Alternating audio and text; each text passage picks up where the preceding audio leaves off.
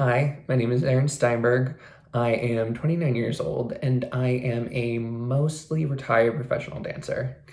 I've been a professional dancer for 9 years now, and I've lived in a total of 6 different states across the country. So that just means I've moved a lot and don't own a lot of furniture.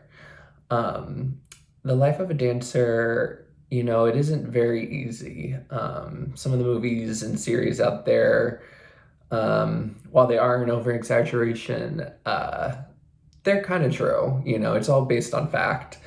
Um, but for me, as I transition away from dance, what has actually been hard has been that transition, retiring, changing your identity. It's been an interesting process, an enlightening process, and one that I've learned a lot from. So, my life as a dancer started rather late and rather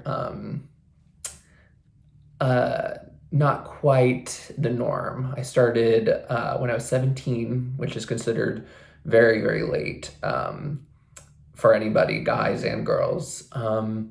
But I was determined, I was stubborn, and I had people who believed I could do it. And so, through good fortune, luck, good genes, I was able and managed to have a very fulfilling career that initially I thought would last a little bit longer. The shelf life for a dancer is quite short already to begin with. I mean, the average age is for retirement can be between, if you have a good long career and a healthy body, that is, between like 35 to 40 years old is when it's expected to retire. But, like I said, injuries happen, mental fatigue happens, and, the calling changes. And so for myself, that's kind of what happened. And I didn't really anticipate it that way. I thought I would be like, every other dancer and be like, oh no, I'm going to dance till the day I die and, that's it. But especially with the pandemic, it has brought a lot of things to light, and that time off from dance, because, we couldn't perform, we couldn't be in theaters. It really changed my perspective on what I want to do and what I want to accomplish.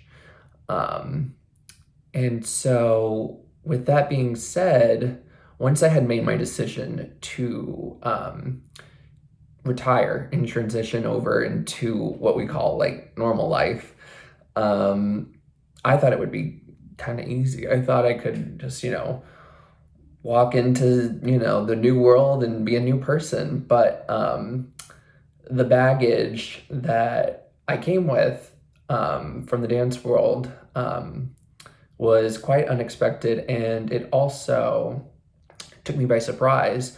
There's been a bit of a identity crisis that has come along with it. One day you're, jumping around and dancing and rehearsing multiple ballets, and your time is filled and you don't have time to think.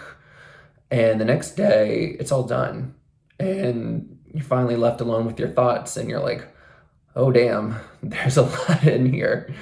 And so, with that, it has been interesting, and it's been kind of an enlightening experience, because I've been able to rediscover myself and discover new things about who I am and what makes me me, that I hadn't really touched upon before. Because, like I said, as a dancer, time's filled. There's not enough time to think about yourself. It's the next project, it's the next step, and all the things that come with it.